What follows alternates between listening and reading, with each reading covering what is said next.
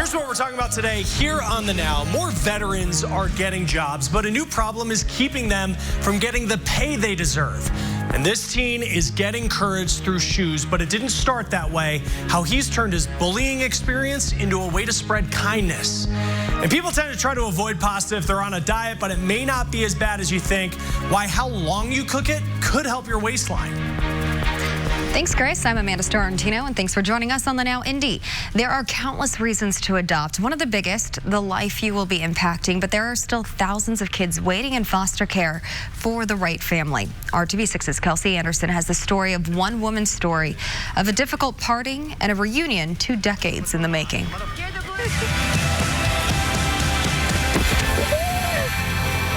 This is the moment Melissa Coles and David Scotton reunited almost 20 years after Coles put her son up for adoption. I was 18 years old when I found that I was pregnant, and I was unable to care for my child at that time due to very unfortunate circumstances. I was on an abortion table, and my birth son was seconds away from being aborted. Their story is told in the documentary I Lived on Parker Avenue. Coles tells me at the time she thought abortion was her only option until a social worker told her she could put her baby up for adoption. Knowing that he was going to be provided for in a way that I would not have been able to provide at that given time is what got me through. Coles says she kept her story a secret for more than 15 years. Only she and the biological father knew about David. When I came clean and I came out and I shared the story with everybody, my mom's expression, my dad's expression, my daughter's expression, that she's got a full-blooded brother, they were all very supportive. And they all said, why didn't you come to me? You wouldn't have been alone. It's okay. November is Adoption Awareness Month, and Coles has one message. If you are experiencing an unplanned pregnancy, don't suffer in silence. You are not alone. There are so many resources, no matter what state you're in. There are pregnancy resources available that want to help you and cannot wait for that phone call. Working for you, Kelsey Anderson, RTV6. And the Indiana Adoption Program is hosting an Adoption Month celebration on November 22nd at the City County Building. For more info, look for this story on theindychannel.com. Kevin. I love this view. Rather than beautiful view directly at the setting sun, we watch it reflect off the downtown buildings. A little orange glow there. Still quite a bit of color from the Indianapolis Motor Speedway. Looking to downtown, you can see some of the brighter trees there. But all in all, at least in my yard, the preponderance of evidence is now on the ground. 48 in Indianapolis, 3 degrees cooler up in Kokomo. Bloomington IU with basketball game tonight. Clear sky and 50 degrees. Next chance of rain. These will be showers that develop, I think, after sunset tomorrow. You'll notice the clouds increase through the day tomorrow, but we're dry. Temperatures tonight by 11 o'clock, 35 degrees. The wind will calm down. What's been gusting over 20 will generally be 5 to 10 miles per hour by then. Upper 20s to low 30s. That's the way we'll start your Wednesday. Afternoon temperatures tomorrow, warmest of the week, warmest within the 7-day forecast, probably the warmest we'll see in the next 2 weeks. Enjoy 55. Let's start the Now News feed with some new concerns over devices that have Alexa and Siri. University of Michigan researchers shot a laser at the devices and found that they could control them without saying anything. Now, the concern is that someone could actually program commands into a laser and use that to get information. Securing data on Amazon's cloud, well, apparently that is your problem, according to the company. Executives responding today to complaints by lawmakers that Amazon hasn't done enough to secure data on the cloud. But Amazon says it does provide options for security, but it's really on the user on what settings they pick. Today, 11,000 scientists declared the world in a climate emergency. The group releasing a statement in the journal Bioscience. That statement said that there will be untold suffering unless there are major changes in society. This week, McDonald's CEO lost his job over a romantic relationship with an employee. Now, that is a story that does bring office dating into the spotlight again. Steve Easterbrook is one of 3 CEOs to leave this year after a consensual relationship, then 2 more left over sexual misconduct allegations. Also, California Representative Katie Hill resigned last month because of a relationship with a campaign staffer. Last year, Congress prohibited legislators have sexual relationships with their staff. A job placement company found in the midst of the Me Too movement, nearly 80% of corporations don't allow relationships between managers and subordinates. Meanwhile, other companies embrace the fact that 1 in 3 Americans have been involved in a romantic relationship at work. Airbnb gives employees one shot at dating someone in the office, and we talked to a psychologist and relationship expert about the risks and how to handle yourself. Say you go through a period where you're fighting and you're working together. It becomes very difficult to maintain those personal and professional boundaries. Minimize the time that you spend with this person, especially alone. Keep it very professional, very much in the friend zone. Now, some companies do have love contracts, which requires employees in romantic relationships to disclose it. Data does show companies stand to lose good workers if a relationship goes sour. Career Builder found 6% of workers have left a job when a work relationship ended. All right, let's get back to our lineup. Veterans have unique skills that they bring to the workforce, and more businesses are recognizing that. But ahead, we're getting perspective on a new challenge, keeping them away from certain jobs. Rain. Welcome back to the Now Indy on RTV6. The Carmel Symphony Orchestra is getting the chance to kick off the holiday season in a very special way. The musicians have been invited to accompany Grammy winners Amy Grant and Michael W. Smith during their holiday concert at Bankers Life Fieldhouse. At each location on the Grant Smith tour, a local-based orchestra is asked to accompany the duo. The concert is set for Monday, December 2nd at Bankers Life Fieldhouse. Tickets are on sale now. More veterans are getting hired, but many are still likely to be underemployed. This is from new data we have in from LinkedIn.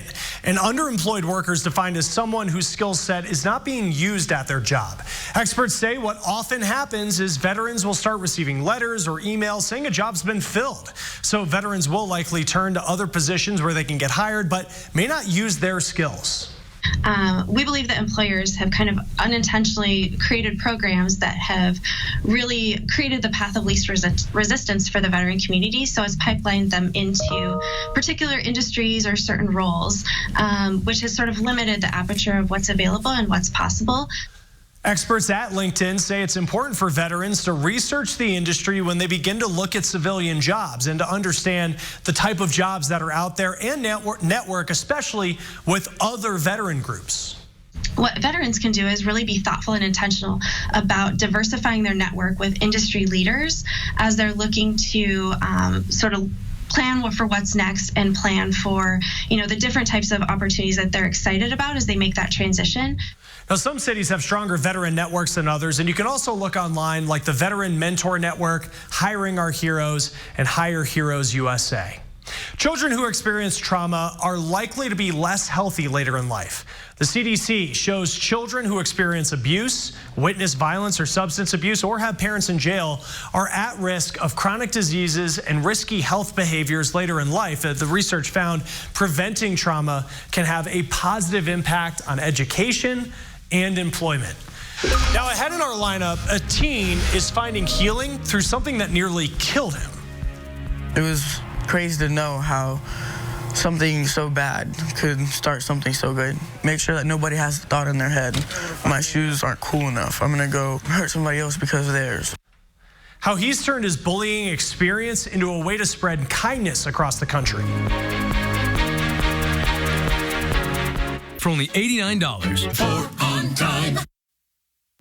Let's start the Now News feed. Weight loss surgery may do more than just help with weight.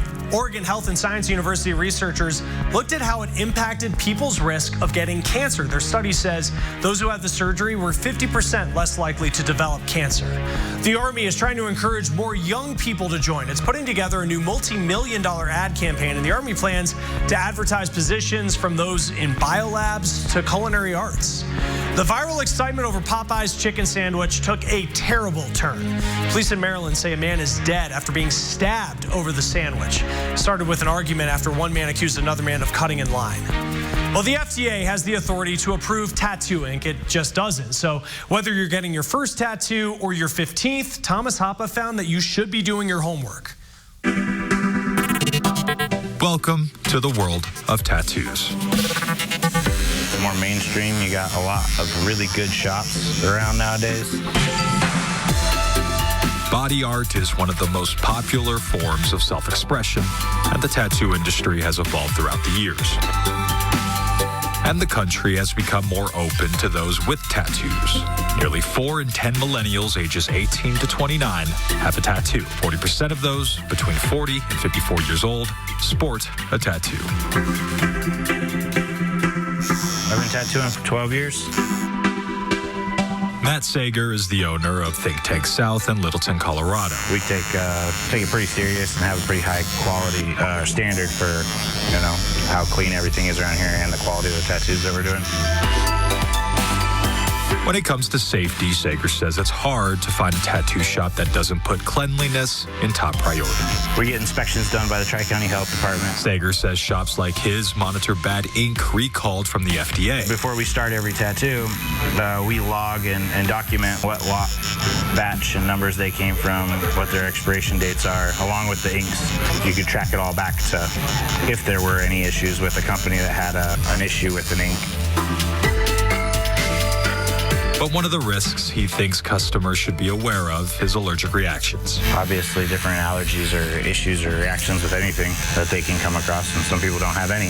Some of our clients that do have, they're more prone to being allergic to stuff.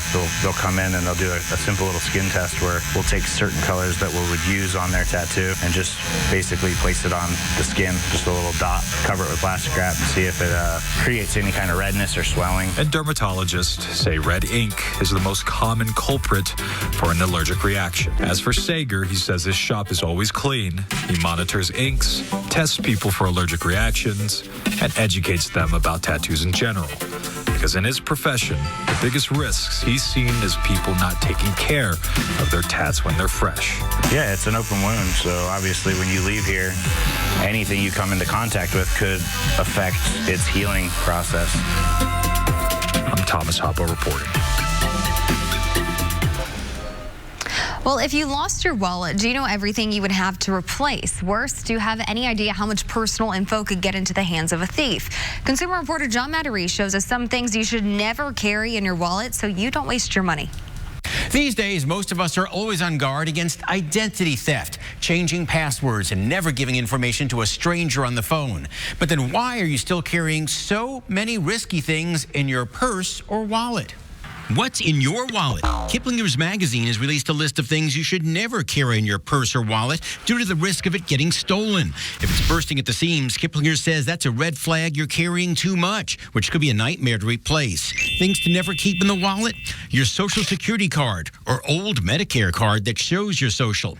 A password cheat sheet for your phone, Facebook, or bank account. A spare house key. Remember, your wallet has your home address in it. And blank checks. Yes, it's old school, but many people still carry one. And fund the Doesn't That Stink file carrying more than 1 or 2 credit cards in your wallet. If it's stolen, thieves can make a lot of purchases quickly, leaving you saying, "Doesn't that stink?" And leave the gift cards out, too. They can be spent without any trace. One last tip, take a photo or make a copy of any important documents in your wallet so if it does get lost, you can easily get replacements. You don't waste your money. Working for you, I'm John Matarese for RTV6. And the sun is setting in Bloomington, but the season is rising for the Hoosiers. Basketball tonight, our Brad Brown is down live in Bloomington. A little on the cool side, but dry as everybody comes out of Assembly Hall later tonight. 48 in Indianapolis. That west wind at 17 still makes it feel colder. That will relax into the 5 to 10 mile per hour range. Showers return Thursday. Mainly rain showers may mix with some snow at times. We're headed for a dry weekend, and then the cold blast I told you about arrives early next week. Coldest air of the season puts our temperatures below freezing for high temperatures. At least we're in the 40s now. 48 in Indy. Bloomington's at 50. Terre Haute 49. As you look around at these temperatures, should be generally in the low to mid 50s for this time of year. Skies stay mostly clear this evening. The wind calms down. We just missed that setting sun, 5:39, and there are the temperatures through 10 o'clock. Tomorrow, more sun early in the day, kind of midday. Clouds will increase after that. Our shower chances will as well, especially in the western half of the state. Temperature 48 as we get to the evening hours, but we'll peak in the mid 50s. Thursday, A mixture of rain and some melting snow possible in the morning. Afternoon temperatures don't really warm up. I think the high temperature will occur in the first part of the day. Then we'll see temperatures slowly fall on a cool, strong north wind. We'll unveil that 4-day forecast for you coming up. Texas is the latest state to provide buyers more information about the home they're about to buy. Sellers must now tell possible buyers if the home was ever flooded and if it's at risk of flooding. Some of the questions they'll need to answer include: has the home ever experienced flooding from a reservoir? Does the home currently have flood insurance coverage? And is the home in a 500-year floodplain? Now, Texas is joining 27 other states that have flood disclosure requirements, and that means if you live in one of the other 22 states and buy a home, you may have no idea that it's at risk of flooding. Several groups, including the Natural Resources Defense Council, are pushing for flooding disclosure laws to become mandatory in all states. The NRDC compares this to Carfax, you know, the report which tells you the history of a car before you buy it. Well, there are FEMA flood maps, but some haven't been updated, and there are areas that have experienced severe flooding since those maps were published. Others may not lay out the possibility of flooding in the future. The other problem with FEMA's flood maps is even if it was published the day you accessed it, those maps don't believe in climate change. They don't say anything about future flood risks. They don't recognize that sea levels are rising. They don't tell you what the potential flood risks are from extreme weather events or weather events that perhaps don't have a historical precedent. The same states that require flood disclosure on homes may not apply the same rule to apartment complexes. Property owners argue they own hundreds of apartments. They say it's difficult to find flooding information for each complex. Now, when one boy didn't have the right shoes, he found himself the victim of bullying, and he nearly lost his life. Photojournalist Jenna Kurtz shows us how the 14-year-old is now overcoming his past with what almost took away his future. My name is Kylie Nipper, and I'm the founder of Kyler's Kicks. We've given away over 28,000 pairs of shoes since we started about 3 years ago. 10.5. As a parent, shoes are very expensive to afford. Kids don't worry about bills. They don't worry about buying groceries. If I would have walked in there and gotten a brand new pair of Jordans, the bullying would have stopped and everything would have been fine. I'm stopping what happened to me from happening to anybody else. It came out of nowhere. I was stabbed in my chest over my shoes. When we got to the school, Kyler was already blue. He could no longer even speak. I thought I would never be able to hear my child's voice again. All I knew was that I couldn't breathe. We didn't think Kyler was going to make it. Obviously, somebody upstairs had a different plan for Kyler. We have one pair. It's now been 3 years. I'll wake up with nightmares or at 2 in the morning and I won't know what to do. Recently, we just figured out that all you have to do is give away shoes. Kyler is literally changing the world through shoes. It was crazy to know how something so bad could start something so good. That's what was going to heal me. Did you show her these ones? The fact that he can go through the stabbing, but more important than that, we've been living on streets, in a homeless shelter, in and out of weekly hotels. We lost everything when Kyler was stabbed. And no matter where Kyler is, he wakes up in the morning, whether he's got bed to sleep in or not, and wakes up and says, all right, man, let's go give out some shoes. Make sure that nobody has the thought in their head, my shoes aren't cool enough. I'm gonna go hurt somebody else because of theirs. Kyler's Kicks gives him strength. It gives him courage. It makes me feel amazing that we can do Kyler's Kicks and spread kindness all over the world. If you're ever going through any pain or you're hurting or anything, just choose kindness and do something that will help out the community. Great words to live by. Jenna, thank you. Now, battling his own PTSD has shown Kyler just how difficult affordable mental health care can be, and that's why he is starting a free mental health care clinic in Las Vegas to give other children and teens access to the help they need. And if you want to help his mission, you can visit Kyler's Kicks Facebook page for more there. All right, let's take a look at our lineup once again. Pasta, not typically the food you would turn to if you're on a diet, but it may not be as bad as you think. Why how long you cook it could help out your waistline.